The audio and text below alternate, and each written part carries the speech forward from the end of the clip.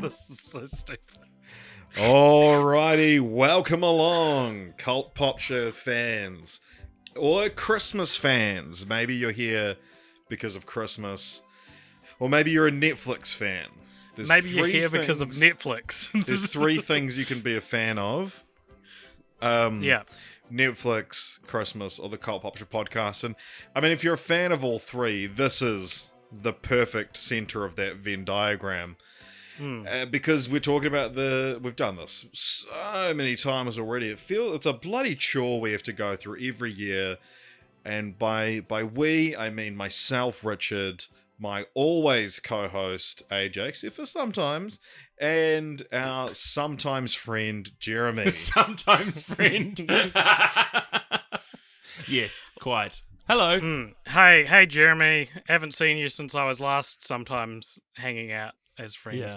Yeah. Hey, welcome back to Netflixmas, everybody. Chestnuts roasting on my open eyeballs. I hate this. I hate having to watch these. This is the worst year that we've ever had. And this sucks. This is stupid. I'm not doing this anymore. You know what? Normally, AJ, I'm the one who's like, no, it's amazing. This is the only opportunity I get to come here and do this with you guys. I'm done. This year sucked. This is it. I'm not doing this anymore. And I don't know who I'm standing up to because I know you both agree with me. I think this was the best batch we've had. Do not. Release the text. Release the text. I guess I'm saying this to our fan base. I'm done with Netflixmas. Never again. I think Netflixmas may live on in some form, but it's not going to be us covering every single Netflixmas movie. And tell you what, it wasn't that this year. Sorry, we didn't watch them all. None of us watched them all. Well, it's year. Like the line becomes blurred. That it's become clear we're not going to discover another Klaus through this, and I think there is merit in the Hallmark knockoff that they do each year, because tends to be 2 or 3, or like in addition to their sort of main canons they've got of Princess Switch, the Night Before Christmas, the Christmas Prince, and the Christmas Chronicles. That, like we'll see what the lineup is next year, and I think that there probably is some way that, because no one's going out and watching Christmas Full of Grace and wondering, oh, what do the Cult Popture boys have to say about that? Exactly. It's bad content, so we didn't watch it. If there's no Christmas Prince and there's no... oh, God, what's her name? Vanessa Hudgens. If there's no Vanessa Hudgens, it's not Netflixmas. And you know what? This year there was no freaking Vanessa Hudgens. So there wasn't even one, let alone 3 or 4. Yeah. To be honest, I think that there was ill portent last year when we got the same number of Vanessa Hudgenses. I agree. Yeah. Yeah. I think Princess Switch 3 not bringing us a 4th Vanessa Hudgens, just basically, it was like all the vibes were off for the whole beginning of the end, the war on Netflixmas, and you can't even say Merry Netflixmas anymore. Happy holidays, guys! Happy holidays! Yeah. Happy holostreaming! Happy holostreaming! Oh, that was better. That was good. Well, to be honest, the group of movies this year looked so bad that I even suggested that we actually we rebrand this to Streamies Navidad.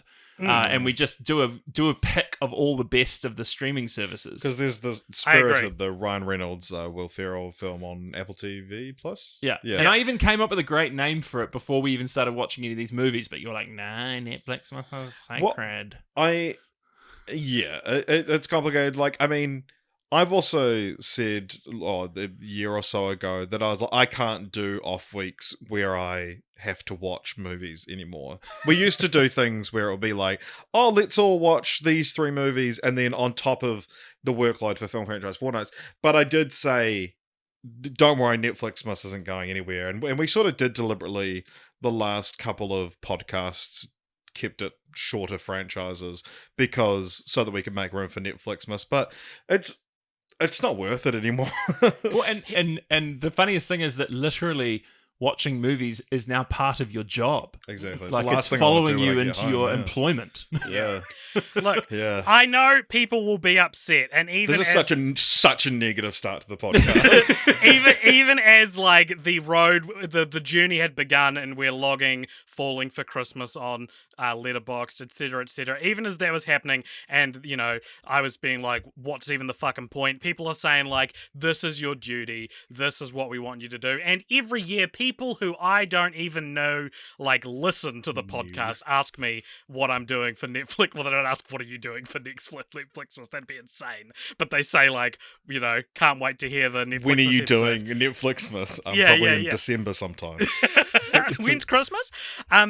So here's what I have to say. I agree with you, Jeremy. I think Netflixmas going forward, its life on the Popture podcast, if we continue it in any form, it should be readjusted to let's watch a bunch of like non-blockbuster Christmas movies that come out around Christmas, and most of them are going to streaming now, so we can keep the whatever you wanted to, whatever your little name was, Jeremy, we can call it that. Streamies Navidad. Streamies Navidad. Breaks my brain, dude. Because here's the thing: if you are disappointed in the start to this episode and disappointed that we're saying this is definitively the last Netflixmas, here's my point, right? This would be a better episode if we'd watched Spirited. The Apple TV or whatever it is, the Ryan Reynolds. And hey guys, spoilers for later on. I did. Well, fantastic. That's not going to come up. This would also be a better episode if we didn't have to watch Scrooged, A Christmas Carol, or whatever it is. Like, when people joke about forcing us to watch Netflixmas, people, what you're talking about are these Hallmark knockoffs. You're not talking about this Spanish one that you've never heard of. You don't want us to cover that. We barely remember Christmas Crossfire? Because I barely do. But To be honest, though, there was some great content that came out of Christmas Crossfire. Well, I would say... I also really liked Just Another Christmas. I would say, and dare I say this, that's because we're good podcasters and not because those are movies that are ripe to be made fun of. I think we make do with what we have. Remember the documentary we watched on the Nutcracker? Like, it's the hot me chocolate insane. Nutcracker. It's a waste of time. It's a waste of time to watch all these. Let's just watch the silly ones. No, but like, how good was our coverage of Dolly Parton's Christmas on the Square? I would count that as a silly one, though. Like, I'm not saying... I'm saying next year we should put together a selection instead You're of saying we just should stack the deck. Yeah. Well, we should stack the deck, Jeremy. Thank you. For people looking for some sort of idea of how we're feeling, I think we're like Daniel Craig at the end of his last ever James Bond film, Spectre. And I would rather have glass in my veins. Yeah. Yeah. And so, like Daniel Craig, you know, we're men of our word. You will never see another James Bond film from us. Anywho, AJ, what other films we're talking about today? We're talking about Falling for Christmas. Yes. Mm-hmm. We're talking about Christmas with You. We are talking about The Noel Diary. The Noel Diaries. No, there's one diary. There's only one diary. The Noel Diary. We're talking about Scrooge, A Christmas Carol. And we are talking about Christmas on Mistletoe Farm. Am I missing any? No, that's... Oh my god, I forgot I watched that. Yeah. So, as is tradition here on the... There are some we didn't watch if you're playing at home, but you guys can watch them. Let us know what you think. As is tradition here on Netflixmas, the order we talk about these is decided by committee, and what we're going to do is I'm going to count down from 3, and everyone say their least favourite one. Majority, that'll be the one we talk about first. So, has everyone got one in their head? Yes. Yeah. Absolutely. Okay. 3, 2, 1... Christmas Noel on Mistletoe Diary. Farm. All right. Would you guys both say Mistletoe We both Farm? said Christmas on Mistletoe Farm. I said Noel Diary. Okay. First Okay, so interesting Noel thing- Diary. First interesting thing about Mistletoe Farm, right? So there is a 2022 Netflix movie, called Christmas on Mistletoe Farm, which we're about to talk about. There is also a 2022 non-Netflix movie called Christmas on Mistletoe Lake, I think, that just came out as well at the same time. What? It's unrelated. It's such specific wording, but it's unrelated. I didn't watch it. Maybe we should have. See, in a Streamies Navidad world, we could watch that movie and talk about it. But yeah, what a specific phrasing to become two movies in 1 year. So the first thing that strikes you about Christmas on Mistletoe Farm 2022 is that 2022 is not only the year it came out, it's also the budget for the film. Yes! Yeah, God, this film might be the cheapest looking film I've ever seen in my life. There's what's it about? Can anyone remember? Okay, so basically it's a dad who has too many children. All of them should be called Too Many Children. All the children also seem to be the same age. All the children also have too many children. And to make matters worse, his bloody wife's gone and died as well. Oh, what a bitch. So he is somehow managing to be a parent and get all the children off to school every day and then drive all the way into central London where he has a high-powered, some kind of marketing job, would we say? Or some. Yeah, because he lives in Thailand as well, so it's quite a commute. What?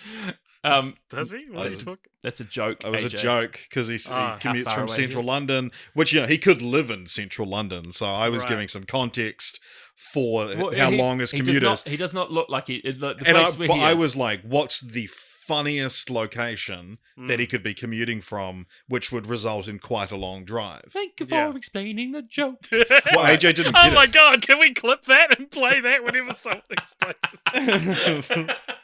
Don't give him the satisfaction. Do you know that last year I was genuinely inquiring, like I Googled how much it would cost to buy you guys a soundboard? And like that was going to be my Christmas present I've looked to at you. that before as well.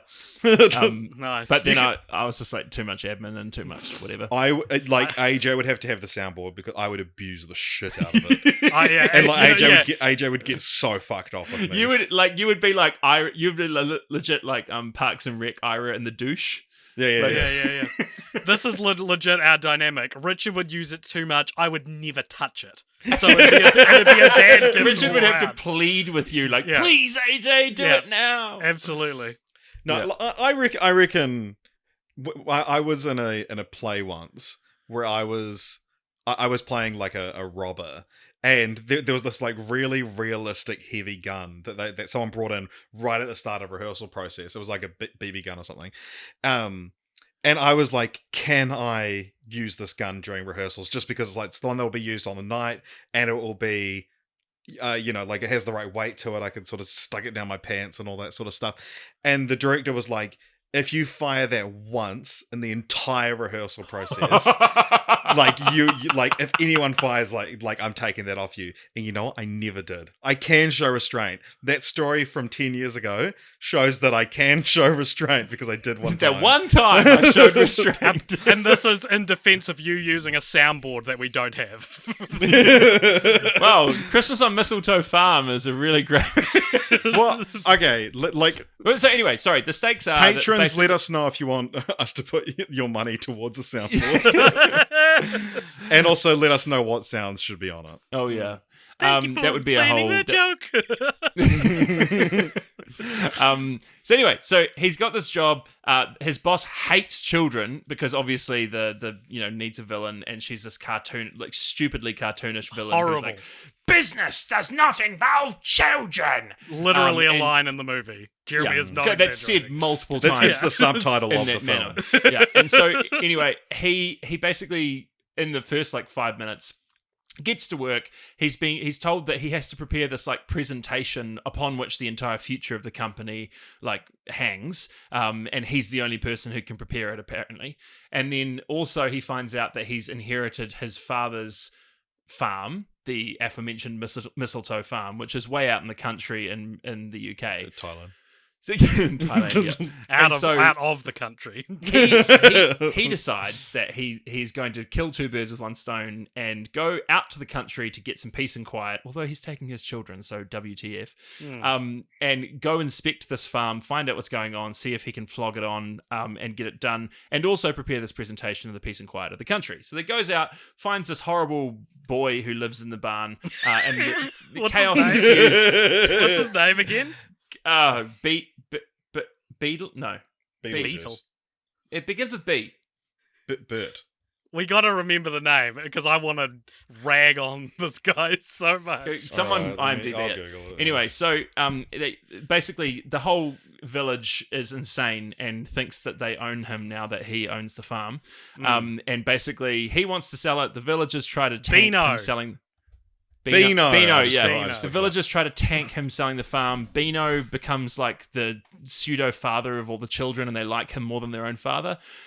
His boss ends up coming to the farm to see what he's doing, and chaos ensues. That's basically what happens. And then at the end, it turns out his dad isn't dead. He's actually the local Santa Claus. Oh, holy shit! That's right.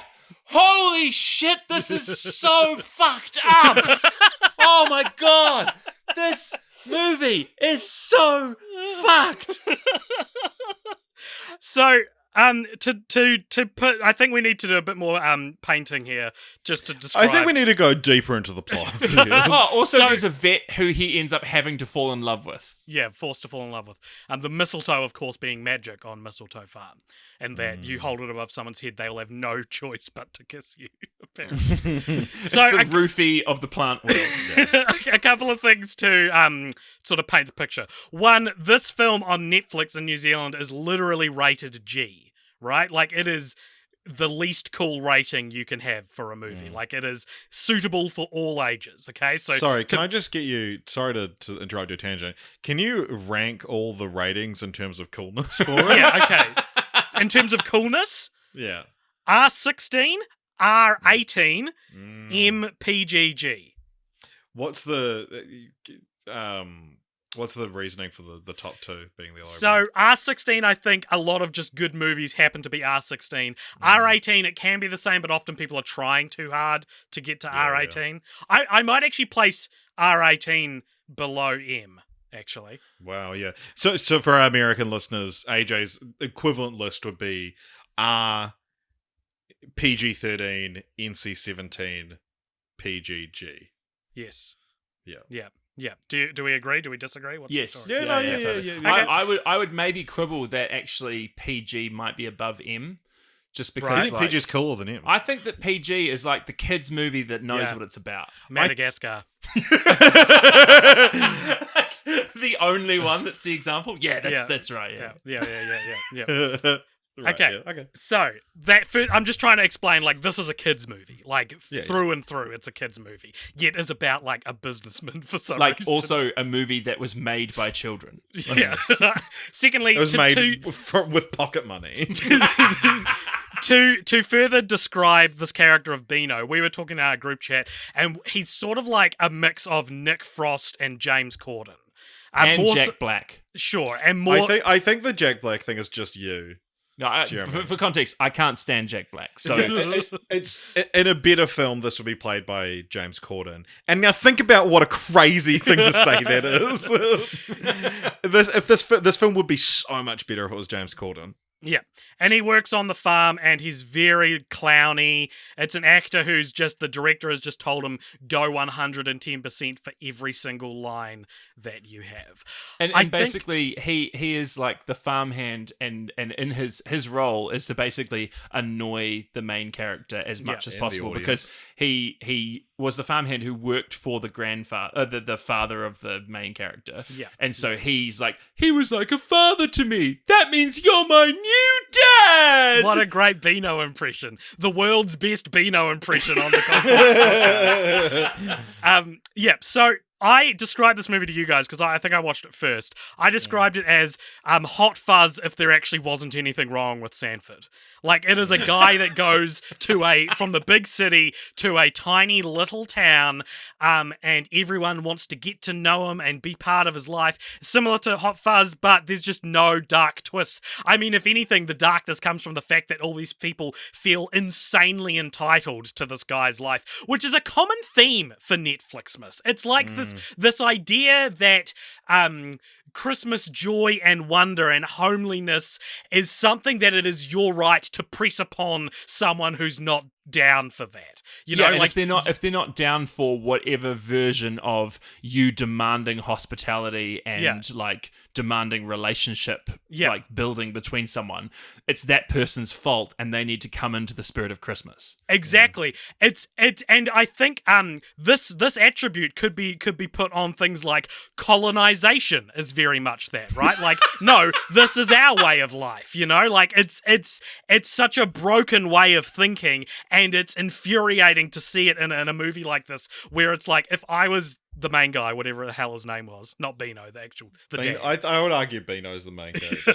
Okay, well, if I was the dad in this movie, and people are like, you know, hounding me, and they're like, you must give me your mistletoe. You must come along to the pub to meet all the townsfolk. Well, you must not sell your inherited farm that is like falling to pieces, and you absolutely have no experience being a farmer, and you love your job in the city. Yep, you must not do that. If someone was doing that to me, I'd be like, can you back the fuck off? I will do what I fucking want. Leave me the fuck alone. I will be out of your hair momentarily. I do not want to be here. And the movie is trying to force and in the end he realized he loved Mistletoe Farm on a character who, until the end, does not love Mistletoe Farm. And because the movie's narrative, like its narrator, is on the side of the villagers, then of course, you know, he eventually falls in love and finds out his dad isn't dead and is Santa. Oh my gosh. So he stays around. Oh.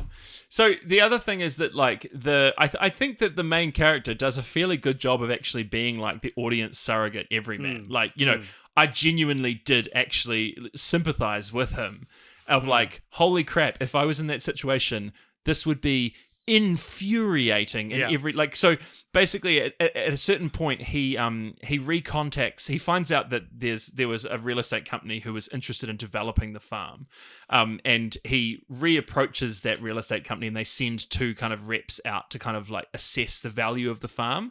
And during their visit, the villagers like literally they attack them with like they attack them. They an army of assault farm them. Animals and stuff. But they do more than just like pranking. It's like it goes almost beyond like Home Alone shit. It should be PG, frankly. It's like it's but as I was watching it, it'd be way cooler if it was. As I was watching it, I was like, there's no coming back from this. Like, everything that the villagers are doing right now, like, there's no, like, oh, I'm sorry, like, we just got a little bit carried away or whatever. Like, they were literally, like, violent. Yeah. And I'm like, you can't come, like, the whole writing of this and direction of it is so twisted. And they're like, oh, but it's Christmas. That will just overcome everything. And it's like, nah, it just doesn't. It's so bad. Horrendous.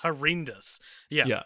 Yeah, there's also a bit toward the end after he's been converted to the cult that is this little town, where they realize he left the gate open and all the animals are running loose, and there's a sheep, a little lamb that gets stuck in a hole, and the way they rescue the lamb is Beano is like, everybody grab onto my legs, and so they grab onto his legs, and then Beano reaches down a like 2.5 foot ditch to reach this lamb.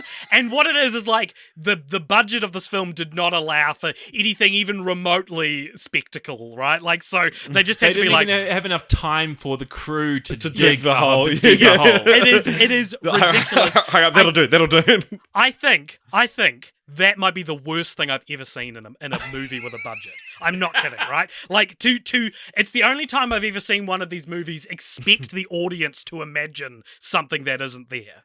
Yeah, it's like everyone watching this is 4, right? Yeah. All good. Yeah, we'll be sweet. Exactly. Yeah. It is literally, you could bend over and pick up the lamb from this ditch. Well, not if you're a little boy. I've seen 48-hour Okay, films put more effort into like their peril.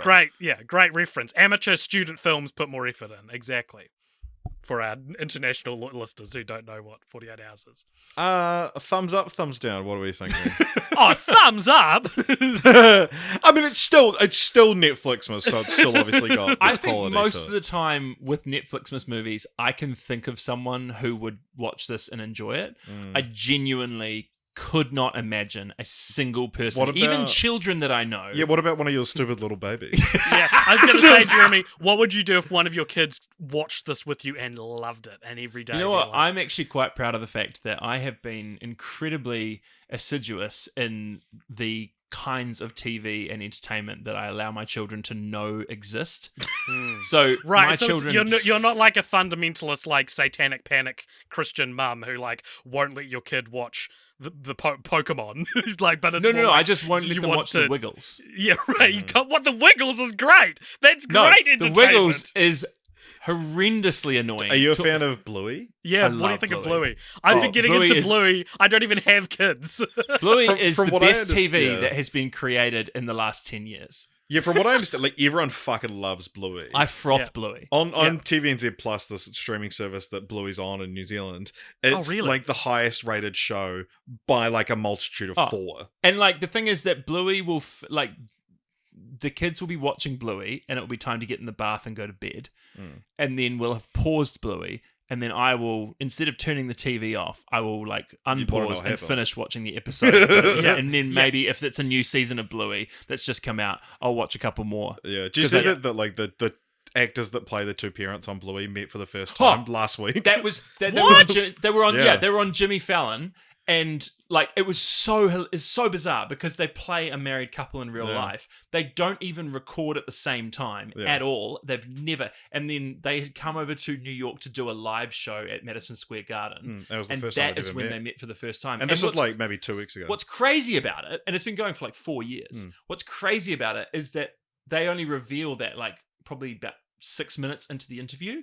For the first like 6 minutes in the interview, you could tell they'd never met before because their body language is so awkward. Like they're like the guy who plays Bluey's dad is like leaning over on the couch away from her, and she's fully got her leg like crossed away from him, like has directed her body completely towards Jimmy Fallon, and is like not even well, acknowledging. you that would there's if a it guy. was Jimmy Fallon. It's hilarious. I mean, and on top of this, the child actors are anonymous. People don't know who they are because they don't want to like fuck up their lives with fame which and is fortune. cool. Like, Yeah. So I catch Bluey on TikTok, and like full episodes will just be. Yeah, on you TikTok. sent me a full episode the other night, and I was like, "What's Did the you watch gag? it? No, It's I was wondering what the purpose was. No, it's just a really good episode. I was a little high, so I think I maybe Which one was engaged it? with it. It was so they're at the playground and they're like, "Dad, can we go to the creek?" And he's like, "Yeah, come on." Oh, yes, the apparently, creek. my TikTok following say I'm a dead ringer for Bluey's dad's voice, even though I'm from a different country. But people are always commenting, "You sound like Bluey's dad." But like, shit, you don't sound American. What's my only other exposure to an accent outside of this country? Yeah. Your stupid TikTok following. So they go to the creek, and the whole thing is about how Bluey doesn't really want to go to the creek because she's scared of like the bugs and the spiders and the snakes and stuff, which is a pretty valid fear for an Australian dog. And anyway, they get to the creek, and she's having fun, and they're like doing a fake day spa with the dad, and they run out of mud. So Bluey's like, "Oh, I'll go get more mud," and she runs off to an isolated part of the creek and gets some mud, and then across the creek from her, like this bilby or something like hops along, and she looks up at it, and it's just like in this kids show is this like genuine wonder being communicated to the audience of like the beauty of nature, and she looks at it looks at her, and then it hops away, and she goes, "Wow, the creek is beautiful." And I was like, "Oh my god, this is actually such good storytelling!" And it's Honestly, this AJ, the kids' number of times I've cried at a Bluey episode. It's like not even. But anyway, Christmas at so- Mistletoe Farm. Who cares? Oh yeah, Why 3, can't it be Bluey? 2, 1. Oh, The Noel Christmas Noel with you. Diary. The Noel Diary. Christmas with I- you. But okay, you both said the Noel Diary. Is it Noel or is it the Noel Diary? No, because it's the mother's name is the Noel. Noel Diary. The Noel. It doesn't have an umlaut on the E. Really? Yeah. We're calling it the Noel Diary then. Because the whole time I was waiting for it to be revealed that it was the Noel Diary. Some guy named Noel. Yeah. Yeah. AJ, what's this one about? Because you were very like, movies Oh. shouldn't be about this. This movie is repugnant. This is why I said it before Christmas on Mistletoe Farm, because Christmas on Mistletoe Farm was intensely At least annoying. Beano's fun, you know. At least Beano's fun. At least he's a fun guy. This movie is like preaching evil. Like, Christmas movies should not be about this. So basically, here's our setup, everybody. We've got a novelist. remember our Castle for Christmas? We've got another novelist who's like got writer's block and doesn't know how to write his next book. And everyone loves his novels. So he decides to go back to his hometown to get some peace and quiet so he can watch. By the way, he's not struggling to write his next book. That's actually not a plot point in this movie. But yeah, okay, keep going. Okay, go off, sorry. sis. Oh, sorry. No, it's not preaching evil then. So what's the deal? His parents are dead? Well, they've recently died? His mother just died and left him her house. Yeah, right. Because, every movie, a parent has to die and leave you a surprise house. Yeah, wouldn't want to be a parent in a Netflixmas movie because... Would want to be a kid, though. Free house. So while he's there, he meets he gets back in touch with this old lady who used to babysit him or something like that. And there's this weird subplot where he's invested in her getting fucked. She gets she matches with someone on a dating app, and there's this subplot about how she brings this older man, well, she's older herself, but a man her age as well, brings him home, and then he doesn't leave, and then throughout the story they become more and more in love. Well, it's because he's a writer and he helped her write her Tinder profile. Right. I mean, there's nothing wrong with... I don't know. That was the writer's block he had. It wasn't with his book. He was just struggling can't help my neighbor get some good D. Yeah. So anyway, this woman turns up at this house and she is like, "Hi, my mum lived here when she was pregnant with me. Like, you took her, your parents took her in, right? And I want to find her because I was put up for adoption. I want to find my real mum." And they're like, "Oh, right on." And she goes to dinner with the novelist where she reveals that she is engaged, right? And so eventually they discover that there is a diary, a Noel diary, if you will, hidden in the house that is very clearly from this woman's mother. The mother, even in her diary, recounts meeting the main character as a child, which shines a light on the age difference, which probably isn't that bad of an age difference. It's just a kind of weird thing to put. Anyway, they go on this journey. For some reason, they have to go He's literally 7 years older than this woman. He was 7 years old as a child. Yeah. Is that good? We were all that much 7 of an years age. old as a child. Fair enough. I'm just saying it. You're just trying to find things to hate about this movie. All right, I'll tell. What do you this movie, Jeremy? Do you like this movie? Is that what you're telling me? I didn't mind it. All right, I cried at a couple of places. They go. I think they're going to find his estranged dad because he'll have more information on it. And there's all this bullshit happens along the way. The couple.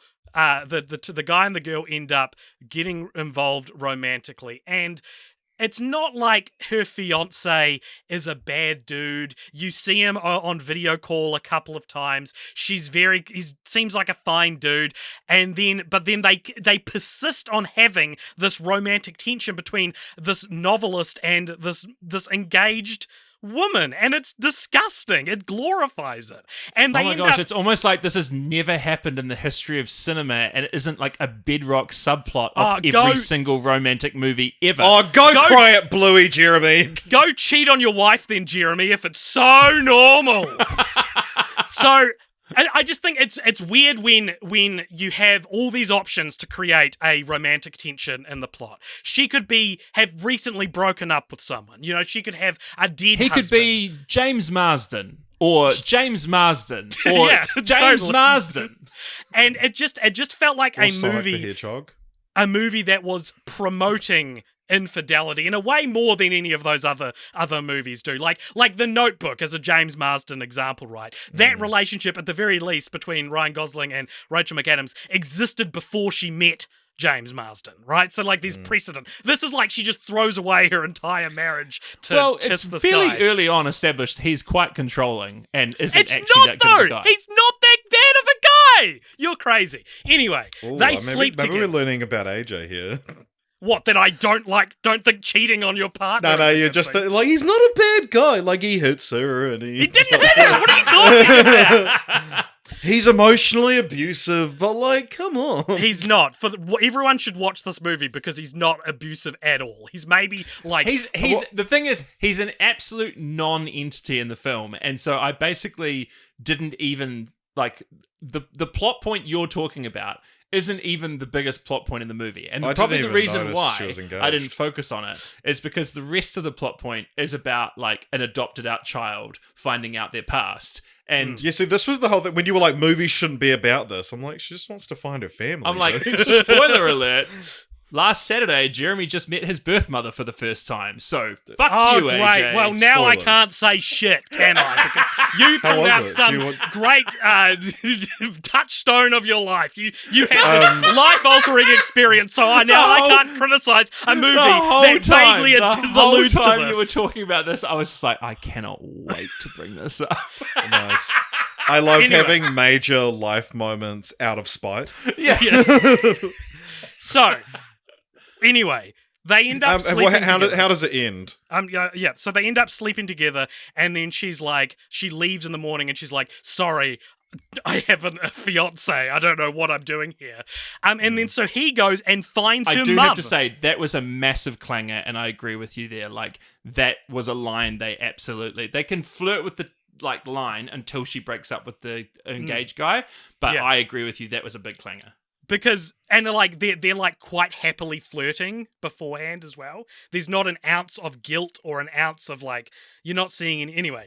The guy goes and finds her mum without her and is like, you should meet your daughter. Fucks her. And then can you imagine? My God. No. So then he goes and finds her, and she's at home with her fiance now, and he calls her on the phone outside, and she's like, you need to leave. I don't want this. And he goes, tell me you're not in love with me. And I was like, this is the behavior of a bad guy. This is a narcissist. He is the villain in this part of the story, but the movie paints it like he's not. Anyway, that's all I remember. I think they get together at the end, but I just thought it was a movie. It reminded me of Judd Apatow, and especially This Is 40. I reckon this movie was written by someone who cheated on their wife and then wanted to make themselves feel better about it, so they wrote a movie which portrays the events of what happened in a more sympathetic life. And I think the reason why infidelity, at least from my perspective, and maybe I'm naive, and maybe I'm a beautiful little summer child, the reason why infidelity well, you're certainly not that. Seems to be normalized in Hollywood rom-coms, I think, is because Hollywood rom-coms are written by powerful people who have cheated. Like, it becomes too much of a temptation to not cheat when you're rich and famous and successful, and so they write it into their rom-coms to make it seem like it's just part of the tapestry of romance. Yeah, and also, you're right, because it's like the reason why it's like the main character is played by this absolutely gorgeous specimen of a man who's like a super successful author who and she doesn't know that, and over the course of the movie she discovers like just how famous he is as an author, and it's like part of like the and so like actually when you I didn't think about it like this, but when you stop and think about who's writing this movie, it's just like, well, as long as you're good looking and successful enough, like, of course, like I the think other there's person an element of truth to that in real life, though. Yeah, it doesn't. If you're good looking and successful enough, you can get away with anything. Anyway, for the record, this is based on a novel by Richard Paul Evans, who may or may not have cheated on his wife. The film is written by Rebecca Connor, Honest opinion, David Golden, and Charles Shire. So, just so you know, those are the people you're accusing of infidelity. Happily. I have something to confess to you guys. I didn't finish this movie. I got about 50. You cheated on Jess. I got about 50 where that was leading. I am an engaged man who I'm successful, desperately worried and that I'm my good-looking. wife my So I look at that sound wave. AJ's gonna have to deal with that in post. Anyway, I got to about 15-20 minutes before the end of it. I decided to log it on Letterboxd at that point, and then I was tired and I was like, I'm gonna go to bed. I'll finish this in the morning. And then I went to bed and I was like, I've already logged that. I'm not gonna miss anything, and so I just never went back to it. Well, I feel very much the same because I don't remember what happened at the end. So no harm, no foul. Yeah, this was definitely one of the more forgettable ones. This was like, I mean, I guess this would count if we were just next year doing like, this would be one that we still would. Yeah, because this is in the mold, right? It's in the mold of A Castle sure. for Christmas. It's in like it's a writer. How many of these movies have a writer as their protagonist? Going back to Small Town, yeah, it's a closer. Very keen to lasso this, how broad we're being with what will count for next year to be tighter than this movie. I genuinely think that if this did not have the cheating subplot is the main plot, it would be like maybe a star and a half higher for me. Like, I just thought it was such a weird thing to try and fit into your wholesome, not family, but, wholesome Christmas. Well, it's really PG, interesting because, I think one of the greatest romantic comedies of all time is Sleepless in Seattle. And effectively, minus what I said, the clangor of actually sleeping together before you break up with the guy. Like, that is, like, she's engaged to Bill Pullman, who was the proto James Marsden. And he was nice enough, but just not quite like someone she was properly in love with. And so for me, there's kind of like the archetype of that in my head, and I kind of go, oh yeah, that fits. And I don't really like explore it too much more because obviously my mind is probably more on the discovering family kind of plot. But how was meeting your mum, by the way, dude? Congratulations. Yeah, do you want to talk about this at all? That's for listen. I've known Jeremy for I've probably known you like 15 years, give or take, and this feels like a big moment that we should talk about off pod. Well, AJ, when are we going to talk about it off pod? We never talk off pod. Oh, we are only sometimes friends. So. Oh no, it was really good. I mean, I got in touch with her. I always said that I would get in touch with her if it was real easy, if it didn't require too much effort. Because I for anyone who doesn't know me, I was adopted at birth, and like my birth mother put a lot of thought into like creating a really, really great like environment for me, choosing really great parents, and she was totally right, bang on. My parents are awesome, and I never had a big surprise of like, by the way, shocking, you're adopted. Like, so I just think my adoption experience was pretty much perfect in terms of how you'd want it to go.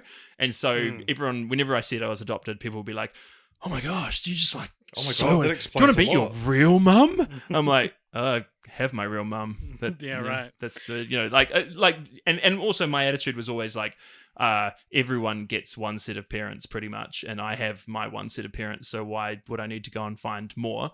And I recognize that I have a really amazing experience where like it was choice, and it wasn't like me being ripped away from my birth mother, all that sort of stuff. There's plenty of really hard situations. Mine was not one of those. So I always was just like, look, if it's easy enough to find my birth mother, I will, just to sort of say, hey, thank you. You did a really good thing. Thanks for not aborting me. And thanks for making amazing choices in terms of who my parents were going to be. And I have no sense of rejection. Everything you wanted happened.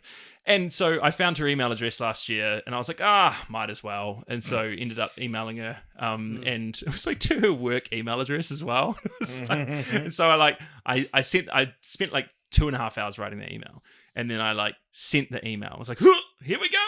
37 years of not being in touch with my birth mother, and here we go. I'm going to do it.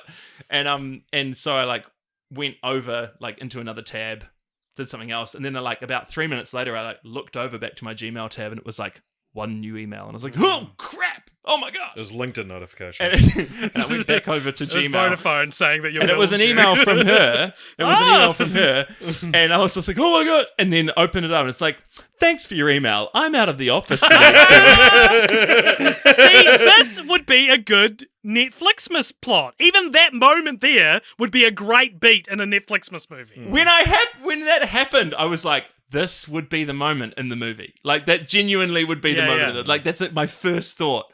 I've been poisoned by this podcast.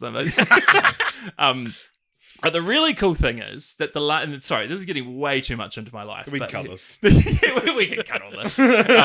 Also, there's only 5 movies to talk about this year. But anyway, the real cool thing is that I have a photo of like the last photo of her with me, like has written on the back, last contact with Jeremy, and it was like 12 days after I was born. It was kind of like by law at the time, like they had to have like 12 days where they sort of, went away, had time to think about it, come back and, make the final decision. And it says last contact with Jeremy, October 16th. And then her leave finished on October 16th. Wow. And she came back and saw my email exactly 37 years later to the day. Let's write this fucking movie, dog. This is great. So anyway, Could there be a cheating subplot though? Yeah, maybe. So then it's been like, wow, that was like October last year, and so then so we've been talking a little bit, and then she lives over in Adelaide, and so she came over. We spent like most of Saturday hanging out. She came over to the house, played with the kids. It's really nice. Wow, she's cool. What was her first email back to you? What did it say?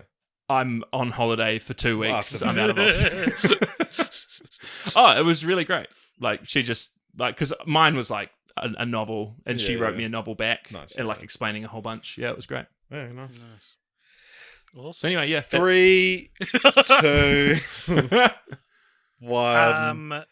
Scrooge? Falling. No, Christmas with You, I think is my answer. Yeah, I'd co-sign on Christmas with You. Yeah, you did it for the last one. No, he just resigned himself to it. He didn't co-sign. That was a lovely story, Jeremy. but time's are ticking. But not as lovely as Christmas with You. Yeah, no, generally that was. Thank you for sharing that. That was lovely. So, Christmas with You is about a failing pop star whose star is fading. She's just getting old.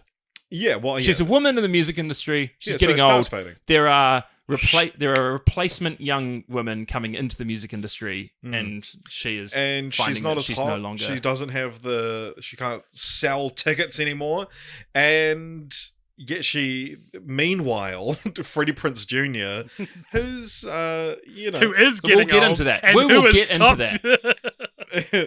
that. His daughter is obsessed with this pop star, and she writes a little song, and then they think. Her team thinks this will be the perfect thing to reignite your star, is to perform with this girl who had the viral video to you, and then she ends up going to the small town. Oh, no, but first of all, they basically her record company are like, she's like, I want to record new music, and he's like, I want you to do a Christmas song. Yeah. That's all I want from you is a Christmas song. And she's like, I don't want to do a Christmas song. Is a Christmas song. Yeah. And so she's got the pressure to write a new song. So she needs to write this Christmas song. So she goes to the small town to do like a little, pretty much just a photo op initially. To get a viral moment with this girl. To get a sort of name back in the press. And then ends up falling in love not only with the town, the dad, and the little girl, and it's and then from then on it's your classic Hallmark romance sort of thing. But also the dad is a musician, luckily, and he's written the first like 5 bars of a Christmas song, and he plays it, and she finds the music on the piano and convinces him to like let her basically like write the rest of it, and then of course it becomes a massive hit for Christmas. Yeah, it's a hit for Christmas. It's like finally a win for Christmas. And one after last the war thing, on Christmas, the little girl and the pop star, of course, relate because both their mothers are dead. Well, I mean that goes without saying. Yeah, like if we say that the little girl has a dad, everyone knows without saying that her mum died. Yeah. This is one of those movies where it's like, it's surely it's born out of like, what would happen if a pop star like actually went and met with like a random fan? You know? Yeah. Like it's such a, and because the answer is, I don't think this would happen. This is very much, this feels like like someone fantasizing. Like, oh man, it's written by a 13-year-old girl. Yeah, imagine if Beyonce came and saw me. This is like, and it's not Beyonce. It's very J-Lo. Clearly, imagine if J-Lo came and like saw me. Like this is such a clear J-Lo allegory. Like because essentially, for those who haven't seen the movie, all the characters are Hispanic. And so which I didn't know about Freddie Prinze Jr. until this movie started, and I was like, "Is Freddie Prinze Jr. Hispanic?" You're like, "Oh, this is problematic." But it turned he's been out doing whiteface for all these years. Yeah, Yeah. to me, like this one and Falling for Christmas, which we'll talk about, these are kind of like, yeah, this is the platonic ideal of a Netflixmas movie. That it's like, yeah, they got one recognizable star, and it's someone from the big city lights moves to a small town, and Yeah, ends it's a up town falling in mouse, love. country mouse kind of deal. Yeah, Prince and the Pauper. So it's Not like exactly, it's one of they those don't ones. swap That, lives. yeah, No, but like it's it's a prince hanging out with the worlds pauper. collide. A taste of the other side of the tracks. A tale of two cities. I lick the ground on the other side of the train tracks. It is, yeah. So it's kind of, for me, like, I find it hard to really like overly hate in a way, because like whatever. It's paint by numbers. And this is what they are. Like, Yeah. it's I'll crazy overly that hate you on can. it. Oh, you go for it. No, sorry, finish your thought. You've only got 2 minutes to talk about Freddie Prinze Jr.'s face and hairline. Go. Yeah. Okay. All right. Okay. Legit. Like, Yeah. I'm trying to be trepidatious with this. First of all, I don't think it's as bad to talk about like an aging male star as it is to talk about an aging female star, because I think the We'll female get to Lindsay Lohan. the female side get a lot more of this.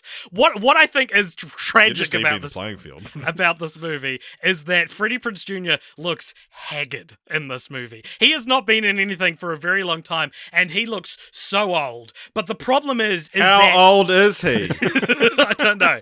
But the problem is I actually more blame like maybe hair and makeup, because they're giving him 90s Freddie Prinze Jr. costume and hair and stuff, and it's like his hair isn't gonna do that anymore. It doesn't stick up like that. It It's way doesn't too thin. it's not a good idea. And so it's not so much that like I resent him for getting older. It's just more like the movie could have been a bit kinder to him. I think like it's not very flattering, I guess, is what I'm saying. So what you're saying is that the hair department did him dirty. Yeah, I Oh, guess so. wait. Exactly the thing that I talked about with The Christmas Prince 2 and 3 that you guys gave me shit for. You're 'Cause talking being mean to a woman. Yeah, no, legit. It's the context of it's way different. It's different when a bunch of guys be like, they could have done this makeup. But and you're hair a not little blaming better. the person. You're blaming the people who were meant I'm to do a blaming good job you, of them. Jeremy. Anyway. Fine. Would you like me to also blame Freddie Prinze Jr.? I'll happily do that. What's crazy about it is that, like, he's still married to Sarah Michelle Gellar. Like, Who there's looks still like incredible, right? Like, there's still a Hollywood couple who's just like, why is he looking so haggard? He looks like Yeah. he's got like no money for anything. Like, Yeah. it's bizarre. Why is he so haggard? What does he have to worry about? I watched Clerks 3 the other day, in which there is a montage where they're auditioning for a movie based on the characters' lives, and there's a bunch of very funny cameos from different celebrities, right? And Ben Affleck is one of them. And Ben Affleck in Clerks 3 is not playing Ben Affleck; he's playing some actor who has come to audition for the movie. But Like Freddie Prinze Jr. he's got one character through the Viewer's universe. Yeah, Can't right. remember his name, but yeah. And then Freddie Prinze Jr. comes in, who at one point says, "I'm Freddie Prinze Jr." And it's like, what the hell is going on? And then Sarah and Michelle Gellar's there as well, and they alternate between them. And that's why I think that's a great point to bring up, Jeremy, because she still looks great. But I guess maybe that highlights again the double standard in Hollywood, that the men are able to end up looking like this. It's weird though, because it's like Sarah Michelle Gellar, I feel like, has been maintaining her like star power looks, and it's almost like Freddie Prinze Jr. never expected to do another movie in his life. Oh, that's and then such he a got good way to called put up. it, man. He Yeah. got called up for this movie, and he's like, "Oh shit." Too good an opportunity to turn down. Yeah. Nowhere near ready for it, but okay. Yeah. All Yeah. right, let's go. Yeah. I mean, Michelle Gellar has like way more like Sarah Michelle Gellar. Sarah Michelle Gellar has way more like cred anyway, though, doesn't she? She Oh did yeah, Buffy. yeah, for sure. What did Well, Freddie Prinze to be Jr. fair, do I that think was that Freddie cool? Prinze Jr. is like someone that's willingly stepped away from the spotlight. Yeah, yeah. Like, Yeah. I think you guys are being too harsh. If you're listening to this, Freddie, like, I've got no beef with Seems you, like an amazing like- dude, but like genuinely, it was a massive cognitive dissonance. Like when I was watching him, being like, "Holy crap!" and I felt bad about it. And then AJ said the same thing, and I was like, "Oh, you're seeing it too? Okay, good. All right, it's not just me." So let's talk about the main thing to hate on in this movie, and it's not Freddie Prinze Jr. It's that. So there are movies Yeah. that are based around songs in the world, right? Yes, And thank you. Yeah. there are movies like this where they're not very good movies, but the songs are really good. You guys Eurovision seen Song Contest Story of Fire Saga. Great example. Have you guys seen Music and Lyrics with Hugh Grant, Drew Barrymore? I know that one song, yeah. The music in that is so much better than the movie it's in. And this is a movie which if it had stuck the landing with, and you'd gone like, you know what, the song that they composed together, it really is great. And you'd look back on the movie and be like, I feel like I'm remembering this movie, liking it a lot more than I did. Like even if it's just catchy, it doesn't have to be good. If it's just something I can remember the next day, I'm fine with that. The song that they end up making in this movie is the most boring, unnotable song. It's not catchy. It's not clever. It's not also interesting. super tonally jarring between the verse and the chorus and the bridge. Like, they don't match at all. Yeah. And I would sing it for you guys right now, but I can't remember how it goes. And the thing, so there's a real, I think probably the ideal version, the ideal kind of perfection of this exact thing where like a movie is about people making beautiful music and like coming together is Once.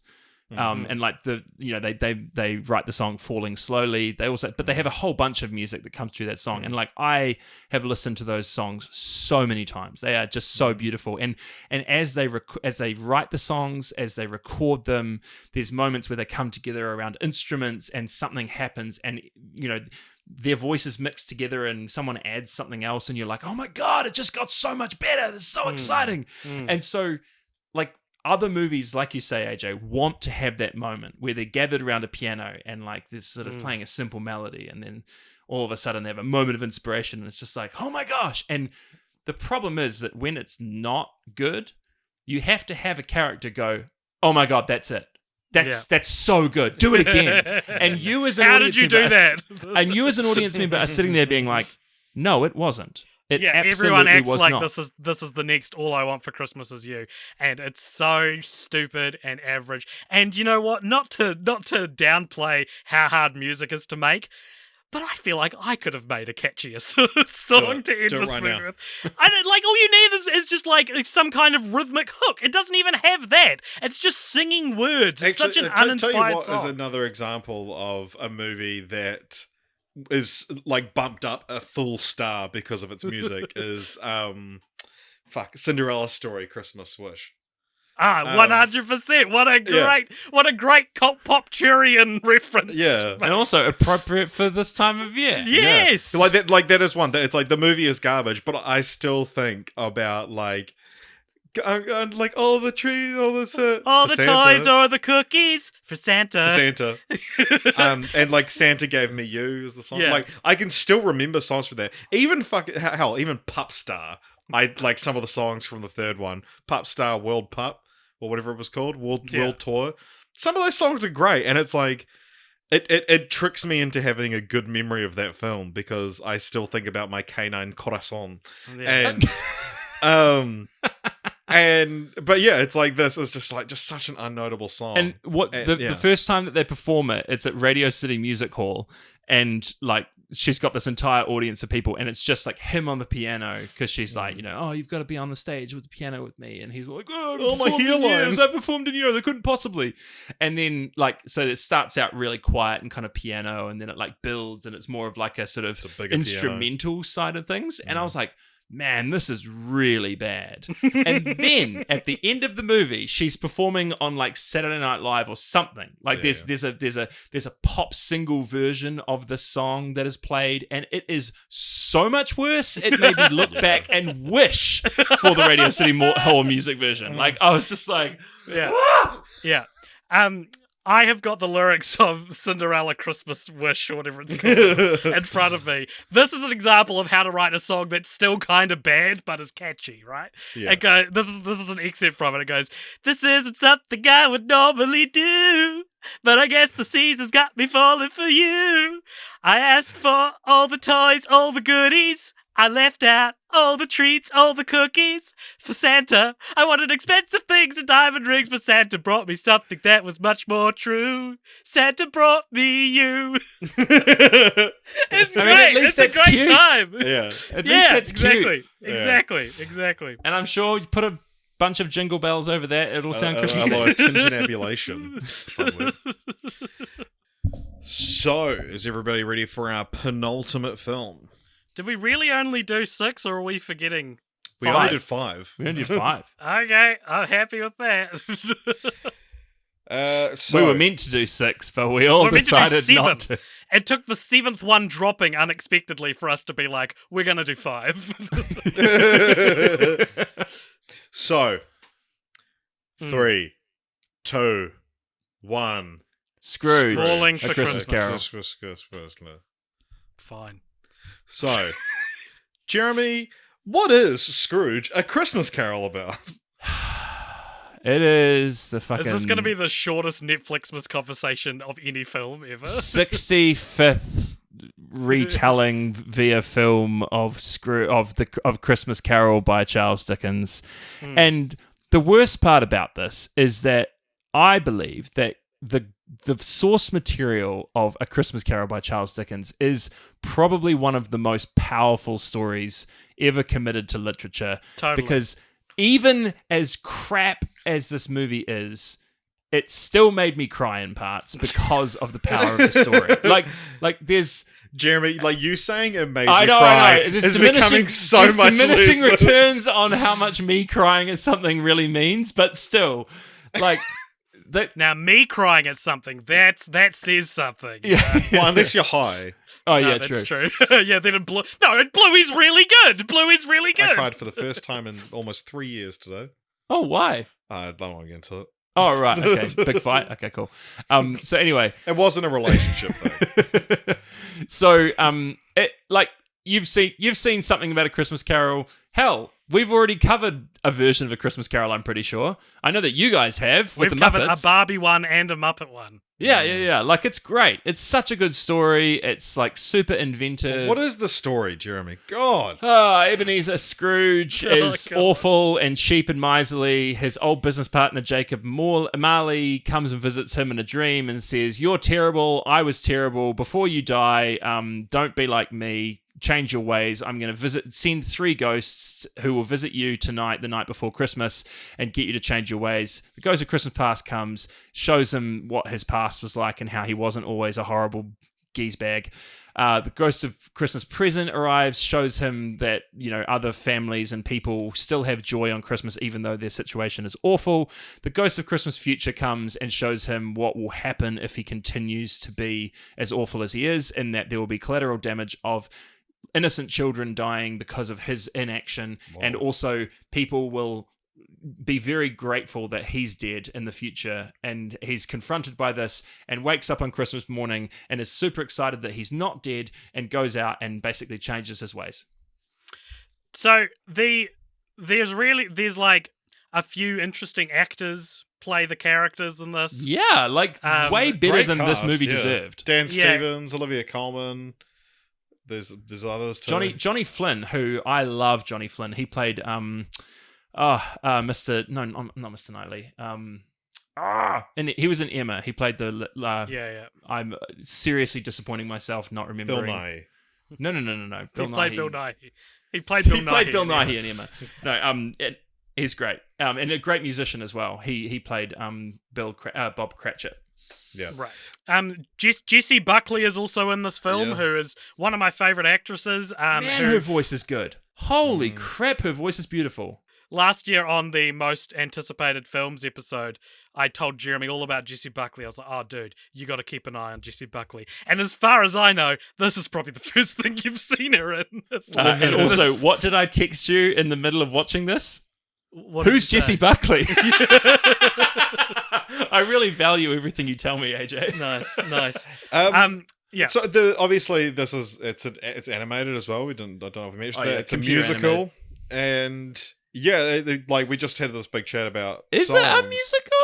I mean, it barely qualifies. These songs are so bad. Yeah, it's like this is one that I saw on TikTok, and I saw it was like footage of Dan Stevens singing, like, and alongside the animation. What part does he play?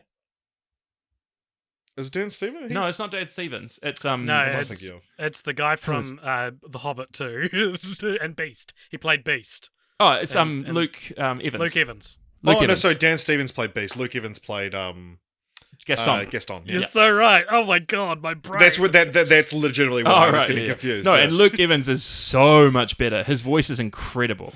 I mean, I do love Dan Stevens, but yeah. Anyway, Luke Evans. It was footage of him saying, and I was like, I would see these clips on TikTok, and I'd be like, oh yeah, this one actually might be like our class this year. Jeremy shaking his head at me. Absolutely not. Jeremy is comically shaking his head slowly. And what's really interesting is that, like, it's not the fault of the singers. It's the fault in our stars. Okay. Why would you bring them up? It's like, what's really interesting also is that this is actually a musical that was done live action in like the 70s. So the music, Well, the Muppet This one is a exact musical as musical? yeah. So the guy who wrote right. all Oh, the sorry. music wrote, like, this is a redo of the musical Scrooge ! That was done in the 70s. And you know how at the end it says like in memoriam of like Albert, whatever his name is. That's the Humperdinck. name of the director who also like wrote the music. And so Albert, whatever his name is, in I think memoriam. I mean, someone can correct me. I believe that some of these songs, I don't think all of them, but I believe some of them were from the original Scrooge like movie musical in the 70s. Albert Finney? No, not Albert Finney. You sure? Oh, maybe it was. It's Wasn't Albert Finney in sorry. that? Leslie Bricus. Yeah. Albert Finney played Ebenezer Scrooge. Oh, yes. What did you say, Richard? Leslie Bricus. Oh, not Albert at all. There That's you who go. it's dedicated to. Yeah. Yeah, so anyway, like, and when I saw that, I was like, oh, this makes sense, because this music is jarringly, like, not the kind of movie musical that you'd write now, but it also, the way that they produce the songs is very now, in a way that's almost distractingly so. So it's, I think, a odd combination when it comes to music, and also it's not a movie that like launches the songs particularly successfully. So like all of a sudden they're just singing, and I know that some people think Well, that's that that's what what it we do is. on this podcast sometimes. Hey! I know that that's what people think about all musicals sometimes, but there's definitely ways of doing it better and ways of leading into a song that feel more natural than this one. I think particularly the song that Scrooge sings before Jacob Marley's ghost visits him is not well judged. Well, Although his song Luke about Evans how- sounds incredible. Yeah, but his song, he sings a song about how he's going to have a good night's sleep, and nothing unnatural shall happen to me on this night, and then.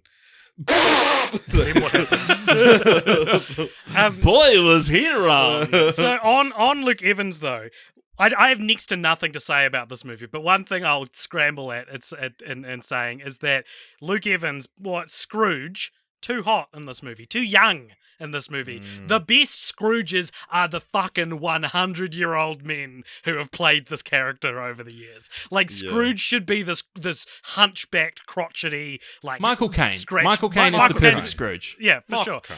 And I just felt like Scrooge was too young and hot in this for it to feel right. Yeah, it's the era of like Daddy Scrooge. Zaddy Scrooge. All right, well, are you guys do you have anything else you want to say about Scrooge? Yeah, I think that the animators had too much fun with this movie. I think they were kind of in love Should with have what been they more of a crunch culture. Man, Elon Musk could really come into that animation studio and get some stuff done. No, I just think that like they were a bit too in love with what they could achieve visually with like the travel between dream worlds and the ghosts and stuff. I do think that the Ghost of Christmas Past, the Olivia Colman, like the wax figure was incredible. Like great concept, really, really liked that. But then it kind of just lost its way and I got less and less interested after her. And yeah, I would be very interested to know what children think of this movie, because to me it seemed like it's too long, has not enough focus for children. Yeah, too long, not very funny. Yeah. So you guys ready to move on?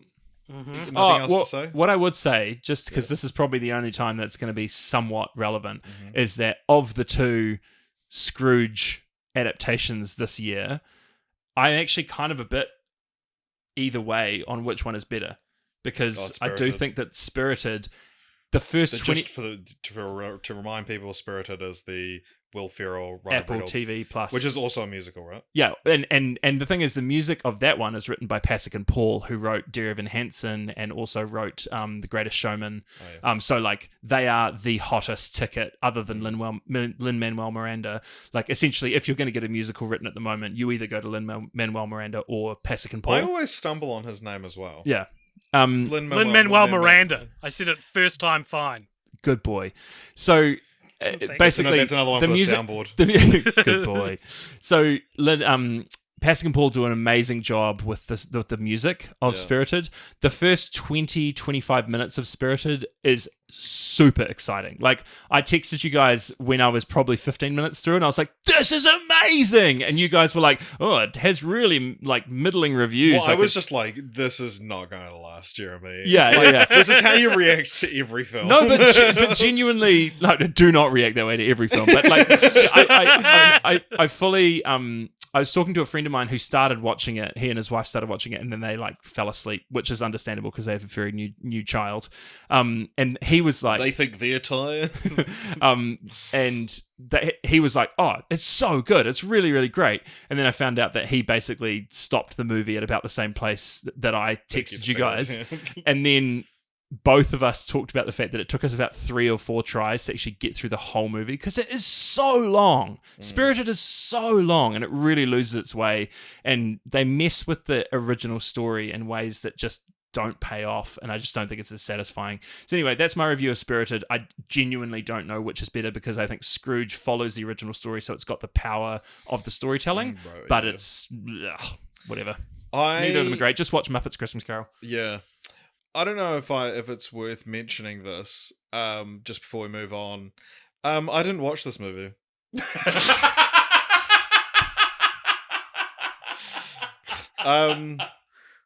Yeah, I never got around to it. So, what did you think of it? Then? I watched 2 movies, so that kind of counts. You watched Next Round 4. I feel like I'm gonna be. I will have done the lion's share of the watching of the most disappointing. So. You'll hear plenty of my voice. Oh wow, what a burden to watch all of the movies in the year. That must have been so hard. Yes, I mean, I was actually genuinely what I said about seeing clips on TikTok. I was like, damn, this one might actually be really good. Then you guys watched it, said it was shit, and I was like, So I think what you just said, comparing Spirited to this movie, Jeremy, is really interesting because you're talking about what makes you dislike a movie more. It being just bad by itself or it being offensively bad, like it pisses you off, you know? And these are 2 examples of the same story, and one is unfaithful to the source material, and so it like angers you, and one is just boring and uneventful and uninspired, right? I mean, I wouldn't say that Spirited made me angry. It's just, it bored me because it got really baggy and loose in the storytelling. So, like, the storytelling is still, like, it still follows the story beats of A Christmas Carol. And then Spirited, the production and everything about it is so watchable. It's just, I mean, Ryan Reynolds, it's got all the amazing stars. Yeah. And just, it's high quality, right? But the story, it's kind of like Jingle Jangle, whatever it was. Oh, that was great. Like, you better believe I'm the Magic Man G. You guys at the time, you were like, sing one of the fucking songs then! Sing one of the songs! And I couldn't! And I fucking couldn't! And I've had that song stuck in my head for 2 years waiting for this fucking moment. There you go. Congratulations on going back and doing some homework just to try and prove me wrong. But I didn't do homework. It came back to me.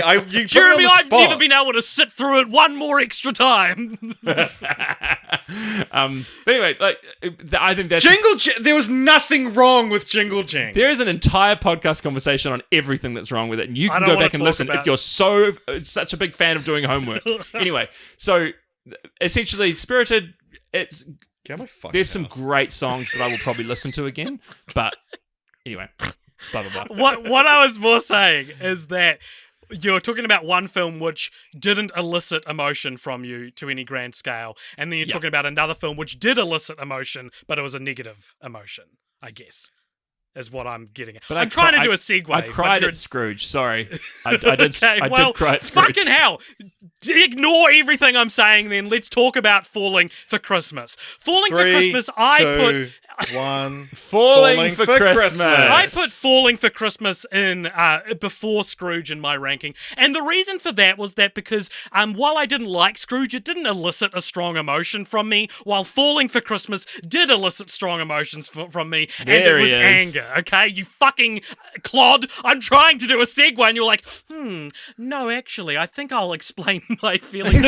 Movie none of us have seen a little Well, bit you more. should be more clear. Do a little finger signal when you're doing a I was trying to be segue. expedient, goddammit. There was talk of Falling for Christmas.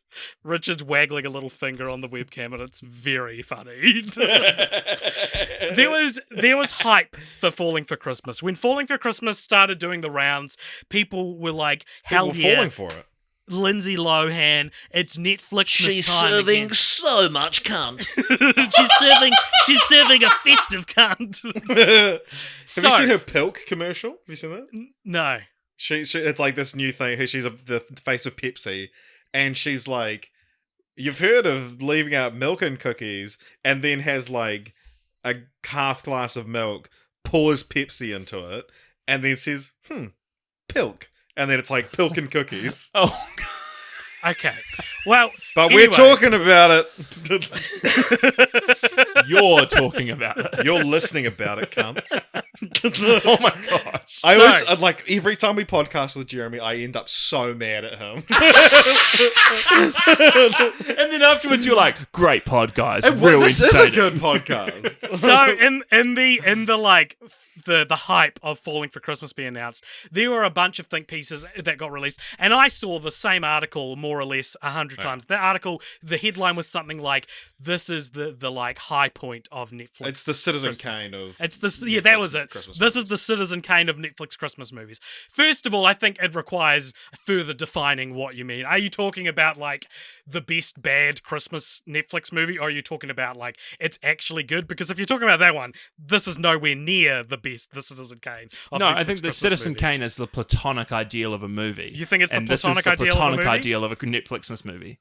But this is so. I think this sucked. I don't think this was any better than any of the other sucky garbage that we've had to spend our Christmas Eves, Christmas seasons watching over the years. You know, like this Completely. was no different, no better. It was probably it's much a little bit worse. worse. It's much worse than the I mean, Princess we Switch. all put it. It's first much worse before we did than it. Night Before the Night. Yeah. What? The Night Before Christmas. It is Yeah, Night Before. okay. Yeah, the Night Before Christmas. To be honest, I think Night Before Christmas is probably my platonic ideal of a Netflixmas movie. Sure, yeah. Yeah, I think that the supernatural element's an interesting thing. I watched this movie twice because the first time I watched it, I was stoned. And I watched it twice because first time I watched it, I was stoned, and I said to you guys, "Oh, fuck off! I'll fucking remember." I was like desperate for a new spin on Netflixmas, and I was like, "Is it not more interesting for me to come in with this perspective that you guys don't have on this movie?" And you both got No, very dear serious. listeners, AJ posited that he would be the guy on our podcast who watched all of the Netflixmas movies stoned this I don't year. have enough weed to watch them all stoned, Jeremy. So, anyway, like, I was like, this is so stupid. But you guys were like, our friendship relies on you watching this No, movie. I said this is Richard skating didn't even perilous- watch one of the fucking movies this year. I said this is skating perilously close to die alone territory. Yeah, here. for sure. That's the gun you guys pulled out, which I now realize isn't even fucking true because Richard didn't watch 1 and plus 15 minutes of Noel Diary. Anyway. in my defense, it is so funny that you watched this twice. Yeah, 100%. So- It's the bit. I think I also was- the fact that you watched it twice means that you acknowledge how funny it is. So, whatever, man. I was like, fine, you guys, if it's really that important to you, which clearly it fucking wasn't, I will rewatch this movie. So I begrudgingly put it back on. It started and I was watching it and I was like, I don't remember any of this. I did not remember the first, like, probably half of this movie at all. Something would happen, and I'd be like, oh, right, her Valinyagi dress. that was about it. So, yeah, I saw this movie twice, but I bet I don't have any clearer of a memory of it than you guys do. We both watched this. We all watched this, probably a month ago now. Probably more So than to talk about it last feels insane because The 27th of November. I watched it on the 27th of November. Wow. I was only a So- couple weeks ago. So, what's it? Jeremy, tell us what it's about. Okay, so I actually took notes on this movie because it was the first one I here we watched, and go. I was real excited, and then progressively just got less and less excited for Netflixmas this year. Yeah. So Lindsay Lohan is the daughter of Beauregard Belmont, the hotel magnate, which is a line that is said in the movie. He's the hotel magnet. Yeah, oh, sorry, the magnet. That's right. Yeah, sorry, yes. I corrected my incorrect spelling, but it was the correct. I want to be more than just the daughter of Beauregard Belmont, the hotel magnate. And she is essentially like Paris Hilton. And she has an extremely flamboyant influencer boyfriend who basically is obsessed with how people on Instagram are viewing them as a couple. And I tell you what, when you watch him stoned, you're like, is he being coded as gay or am I homophobic? And then you start I wasn't questioning. even stoned, and I was just like, this is real, like, but spoilers for the end of it. Turns out he's gay. Yeah, but and those hints they drop that he's gay again when you're stoned, those hints are like, I am a genius for picking up on this. Like, I am so smart. I'm noticing everything. This is Whereas such a watching fun it- perspective you're adding, OJ. So she's given the role by her dad because she's an absolute dropkick who does nothing, and she's just entitled and swans around with fashion, etc. And she's given a role by her dad as the vice president of atmosphere of the entire hotel chain, which she's That's like, a good joke. I don't want this. And also I have written down a line that her influencer boyfriend says, why don't we just go outside and snap a few ussies? Which is truly awful. Oh, this is great. This is the platonic So anyway, ideal of a Netflix movie. they go, he basically takes her out to propose to her on the top of a mountain. Just before Christmas, because proposing and doing an engagement will drive up engagement. Lol. On That is so funny, Jeremy. Thank you. By the way, also in the same like sort of winter like mountain area, there is another like non-huge commercial what's the word I'm looking for? Airplane. Hotel. No, but what's a resort, like breakfast mountain resort. Right. And there's one that's like a kind of log cabin, kind of lodge style, like down home family. And one you'll that's- never guess the the status of the man that lives there, that runs this. He's both super hot, but also has real good family values. And oh wait, he has a small daughter. But wait, does he have a wife? No, she's dead. Yes! Oh, and also, Lindsay Lohan has a Yes! father. Does she have a mother? She's dead! Yes! I think this is the platonic ideal of a Netflix movie. So, essentially, while the boyfriend is proposing... anyway. The guy who runs that hotel, the sort of, family one, at the very beginning of the movie, he's basically trying to... Wait, is he trying to get the big hotel guy to buy out? He wants the magnet yeah. to like endorse his resort or something. Or to like buy it out, Yeah, right? yeah. To invest in it. Yeah, he took Yeah. The memories are because too painful for it. Basically, they're like the resort, of course, is failing because it's just not. It's just not Well, like his commercial and wife really took corporate care enough. of the business side of things. Yeah, apparently. it hasn't been the same since, let's say, Lillian died. Yeah. Great fake Netflixmas mother name. Lillian is a great memory name. So anyway, this guy, by the way, is played by Cord Overstreet, who was the dumb blonde jock from Glee. Well, he won the Glee project, didn't he? No. The guy who won the Glee. No. Cord Overstreet was one of the original cast of Glee. No, he wasn't. Yes, he was. No, he fucking wasn't. I'm going to tell you right now, he was at least in the second year. Oh, yeah. Being at least in the second year is not the same. No, but the Glee project I'm was like pretty sure 4 years in. No, the Glee project was the second year. I'm absolutely going to guarantee you he did not win the Glee project. Like, absolutely not. Well, He certainly came in the second season. But he's not one of the original. No, he wasn't in the first season, but he was part of like the crew. Anyway, he came in. That's and right, he was- everyone. The shocking reveal that Jeremy knows more about Glee than Richard. Who won the Glee project then? it was a guy who had Don't very similar spoil hair. the Glee project, guys. But People he are had still brown watching hair. it. But he was essentially the same kind of looking dude. Because, of course, Ryan Murphy picked him. Anyway, so Cord Overstreet is he's literally the last man standing who hasn't been cancelled from Glee for either child pornography or killing himself or drug use. Imagine getting cancelled for killing yourself. Or like playing a disabled guy in a wheelchair when you actually had perfectly working legs. You know, But they wouldn't have been able to do the safety dance. Cord Overstreet is the only one who has come out of it smelling sweet. And so he is now... His shocking- days are fucking numbered, though, I'll tell you what. There's a documentary series for HBO maybe on like looking into Glee and like all the drama. Really? Yeah. Oh, The wow. Glee curse, bro. Come on. Yeah. The Yeah. glurse. More Anyway. interesting than Glee. The glurse. Oh my gosh. Anyway, so blah blah blah. He's got a daughter. She's very cute. She's of the exact right age where she will be useful to the plot and will not be like too much of a character. So back to Lindsay Lohan and her influencer boyfriend. They're at the top of a They're mountain. still at the top of this fucking mountain. He proposes. She falls off the back of the mountain. He falls the other way. They slide away from each other. Apparently, multiple days walk. They end up multiple days walk away from each other. I'm like, how bloody far did they slide? Cord Overstreet's character finds Lindsay Lohan, does not recognize her from when he bumped into her in the hotel literally the day before. Ruined her Valinyagi dress. Yeah, and she wakes up and has amnesia. Does not remember who she is, which I have to say, we haven't had an amnesia like head knock in any of these movies. It feels like And- we've had 1,000 though, doesn't but it? like I feel like I get them when I watch these. I feel like we should have had one, but this is the first. So anyway, she has no idea who she is. So they funnily enough, if she's given the right inputs, she can become a decent person and not just a layabout wench. So The layabout winch.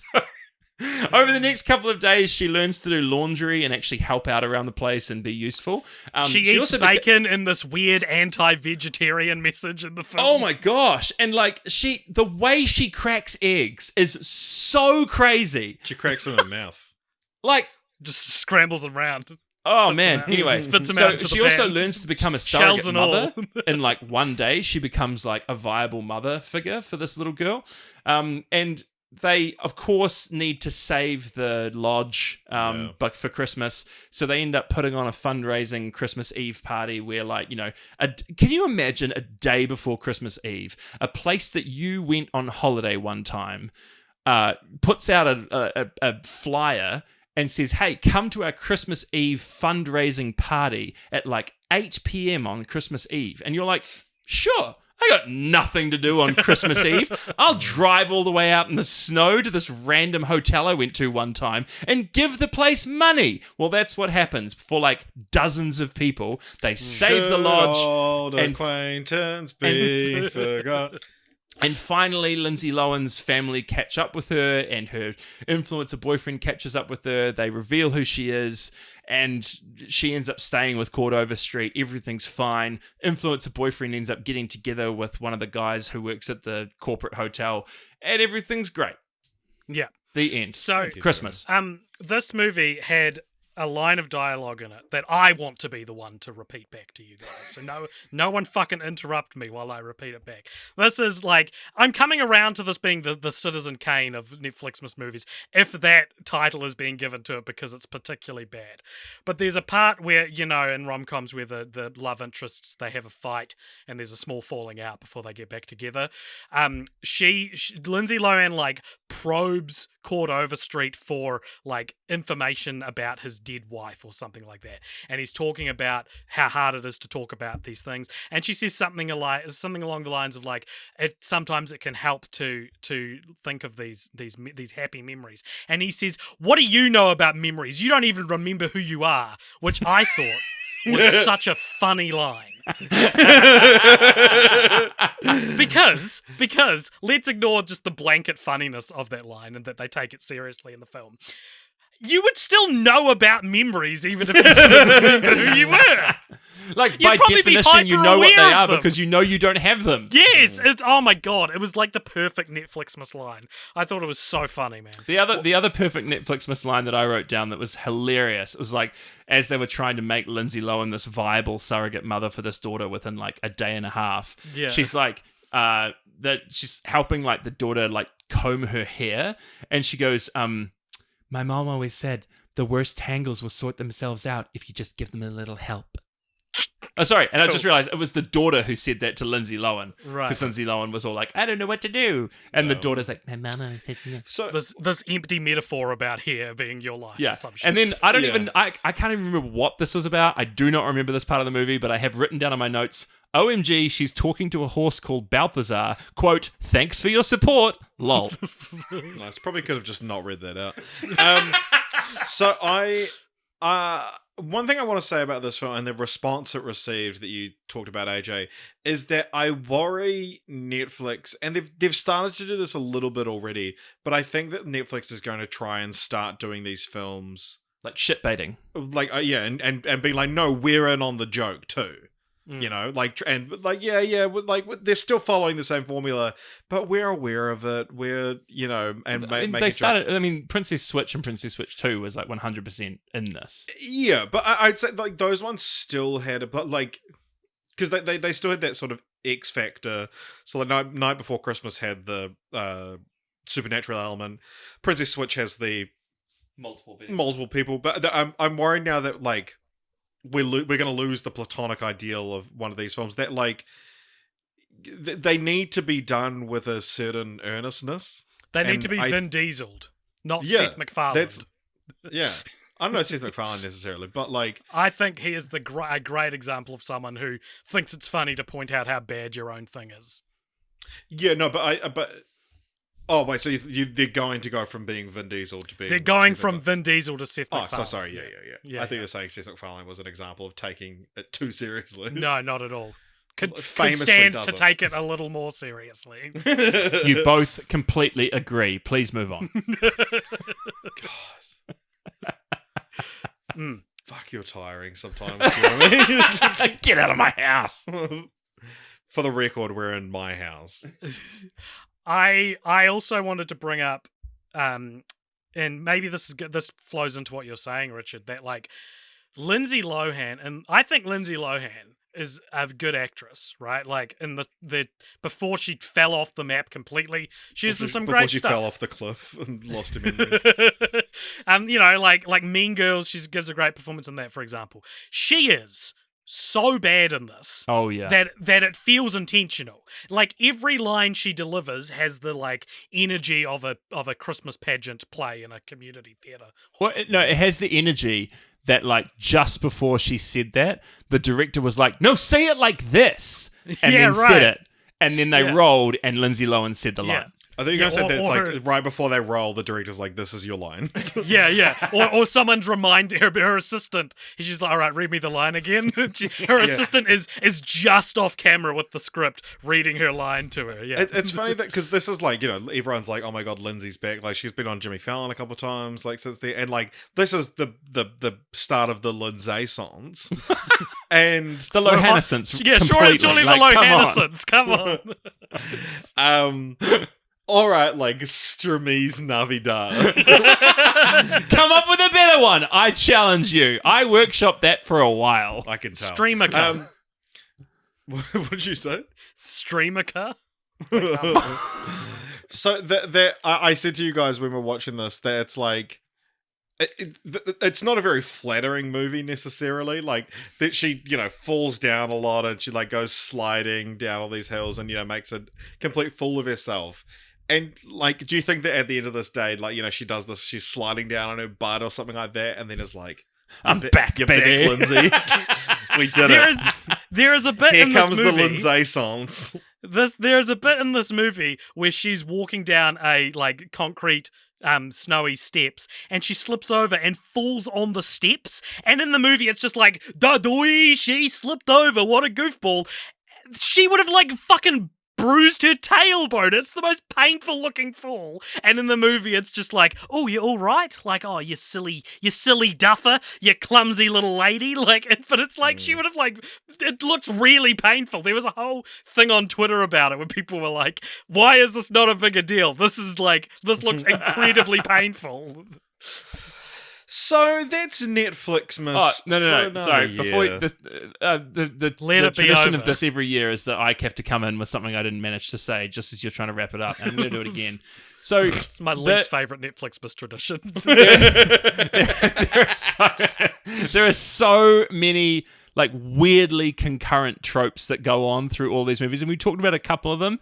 The weird thing we didn't talk about was that in Falling for Christmas, we've got the like flamboyant influencer boyfriend who, like, the same character but not actually shown to be gay at the end of it, appears in Christmas for You, where the J-Lo surrogate also has like an Instagram boyfriend who like is obsessed with making sure that her fans have that. And then also in Christmas with You, there's a sassy black PA who is like so akin to the one in Castle for Christmas as well. It's just like, it's just there. And then of course all the dead parents. And then also you've got in Noel Diaries and in the first the Noel Diaries. And in the first one we talked about, which was we've got Crystal Farm. We've got a father character who disappeared from the main character's life, who they then come to realize actually wrote them a whole bunch of letters and their mother just never gave them the letters. Literally the same story beat. Realization at the end, oh, it turns out my mum was the bitch and not my dad. Like, my dad wasn't so the bitch. Weird to see these same things happening in these vastly tonally different movies. Well, that's the thing, Jeremy. They are different tones, and as we always talk about on Netflixmas, different target demographics. Yeah. Eventually, these are all going to assimilate until Netflixmas is just the same script, but aimed at a different demographic each movie. We'll get 5 movies that'll have exactly the same plot, but one will be for children, one will be for young women, one will be for, like, mums, you know? Like, we're going to have the whole gamut. I think when you go into the Netflix offices to write a Netflixmas film, at reception there's a bowl of like plot tropes, and you're supposed to grab one and take it with you. But this year they put it back in. All right. And so when the next writer would come in, it was that was just at the top. So they kept grabbing them again. I think that's what's happened. So nice. That's Netflixmas for another year. We'll see you next year for the same thing. Where we talk about not doing it anymore. Thank you for listening, everybody. And if you enjoyed this, please consider supporting us by following us on Instagram or Twitter at Popture. You can also join the Discord, which there is a link to in the show notes. Come and tell us your thoughts on our thoughts. And if you would like to support the show, you can do so at patreon.com/Popture, where you get to get exclusive things like exclusive little podcasts, and you get to tell us which movies we watch, and also you get to give us something to talk about in the post-credit scene, which is coming up just after this festive music ends. And stay tuned. Who knows, for that. you could contribute to the Popture soundboard. We'll make that a Patreon goal. Merry Christmas, everyone. Merry Christmas. Welcome along to the post-credit scene, everybody. This is a segment at the end of each episode where if you give us $5 or more over at patreon.com/Popture, you get to give us something to talk about in this, the post-credit scene. Richard, what is it and who's it from? Today's post-credit scene comes to us from Christopher Brown, who says, what films do you think would have been better told as a television series? The classic answer I always used to give for this was Zombieland, which was conceived as a TV series, so it kind of makes sense. But I always thought it was really interesting how transparent Zombieland is for that sort of thing. Like, you've got things like the zombie kill of the week would be a great recurring gag episode to episode. You've got, like, a perpetual journey with, like, lovable characters, you know? Like, you've got, even a celebrity introduction. You know, maybe there's a celebrity guest star every episode, like they do with Bill Murray. And if you watch the first movie feels like it culminates to what feels like a finale, like in a TV show sense. And then when they finally released Zombieland Double Tap 10 years later, or however long it was, you watch that movie and you go, this was written 10 years ago as the closer to season 1, because it's got real like dated tropes in it. Like one of the characters is like a blonde bimbo, and Woody Harrelson's She's the character, funniest part of the film, though.